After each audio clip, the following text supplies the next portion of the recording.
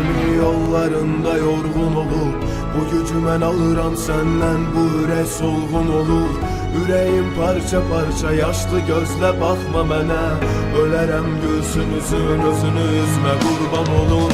O bu dünyadan deyil, mələk verib Tanrı mənə.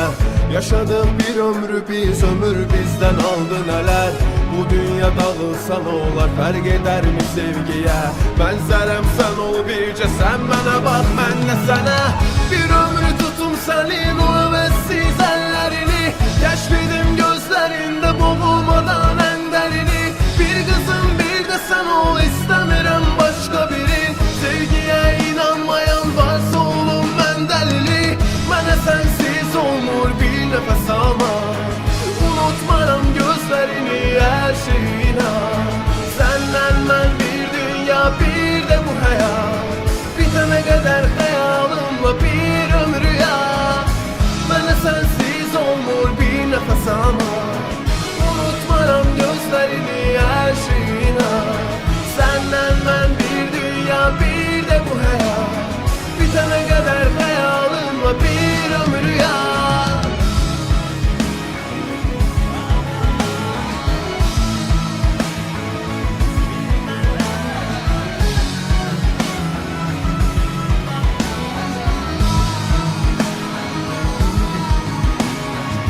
Mənə sənsiz olmur bir nəfəs almaq.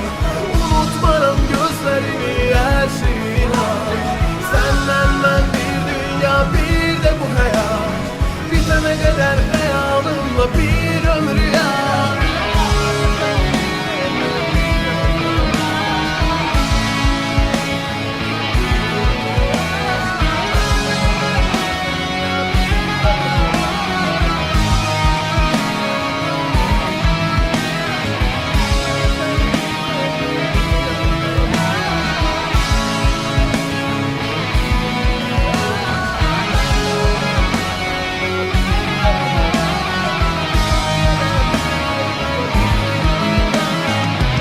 Hayatın çətinliyi sıxır hər günündə bizi.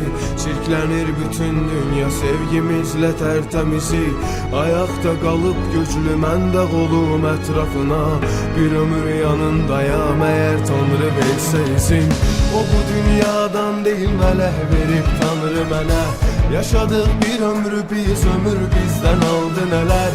Bu dünya dağılsa nə olar, fərq edərmi sevgiyə? Mənzərəm sən ol bircə, sən mənə bax, mən də sənə. Bir ömrü tutum sənin o əvəzsiz əllərini, kəşfidim gözlərində boğulmadan ən dərini. Bir qızım bir də sən ol, istəmirəm başqa biri. Sevgiyə inanmayan varsa olum mən dəlili. Mənə sənsiz olmur bir nəfəs almaq. Unutmaram